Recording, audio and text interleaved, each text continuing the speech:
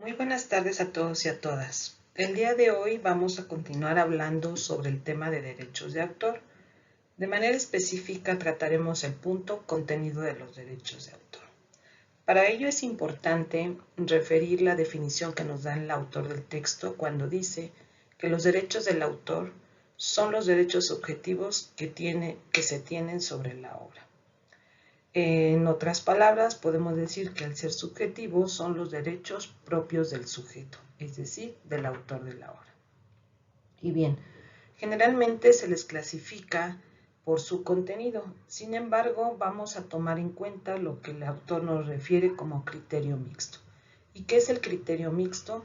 Es aquel que va a tomar en consideración no solo el contenido, sino la estructura. Y con respecto a ello tenemos lo siguiente. En cuanto a la estructura, como bien lo vemos en el cuadro sinóptico, tenemos que en cuanto a su estructura los derechos pueden ser exclusivos o no exclusivos. En cuanto a su contenido, pueden ser de contenido económico o no de contenido económico. Lo más importante aquí a rescatar es darnos cuenta que los derechos de autor los podemos entender en dos cuestiones. Aquí lo tengo indicado, derechos morales por un lado, derechos económicos por el otro. Y bien, las leyes no solo en nuestro país, sino de manera general reconocen tres tipos de derechos, que serían los siguientes: derechos morales, derechos de explotación y derechos de remuneración. En cuanto a los derechos morales, que me parece ser el punto más importante al que atiende la lectura, hay toda una clasificación respecto a ellos. En cuanto a su estructura, los derechos morales se convierten de carácter exclusivo.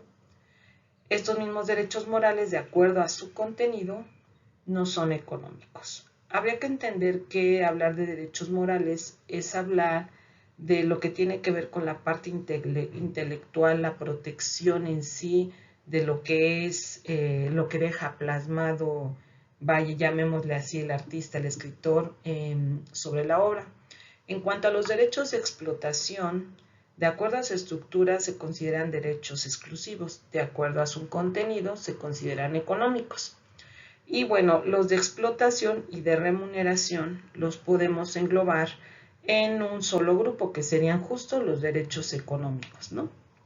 Como bien dice el cuadro, los derechos de remuneración, su razón de ser es generar ingresos. Entonces, por tanto, desde su estructura no son exclusivos, sin embargo, desde su contenido los podemos catalogar como derechos económicos. Y bien, como bien refería hace un momento, los derechos morales es el punto crucial o el que más atiende el autor, y en ese sentido habla de tres facultades que tienen que ver con los derechos morales. Y estos serían los derechos de divulgación, los derechos de paternidad, de integridad y de retracto. Rápidamente haremos alusión a ellos.